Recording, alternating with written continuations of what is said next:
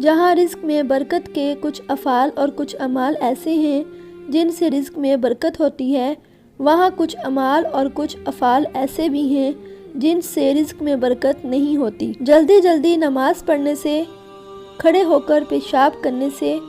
پیشاب کرنے کی جگہ پہ وضو کرنے سے، بسم اللہ الرحمن الرحیم پڑھے بغیر کھانا کھانے سے، رشتہ داروں سے قطع تعلقی کرنے سے، مہمان کے جانے کے بعد اس کی غیبت کرنے سے، دانتوں سے ناخن چبانے یا کترنے سے، دامن یا آستین کے ساتھ چہرہ صاف کرنے سے، گھر میں فساد، لڑائی جھگڑا کرنے سے، دوسروں کی غیبت کرنے سے، توبہ و استغفار نہ کرنے سے، قرآن مجید کی تلاوت نہ کرنے سے۔ اللہ تعالیٰ ہمیں ان تمام برائیوں سے بچنے کی اور ایسے اعمال کرنے کی توفیق عطا فرمائے جن سے ہمارے رزق میں بھی اضافہ ہو اور ہمارے نامہ اعمال کی نیکیوں میں بھی۔ آمین ثم آمین۔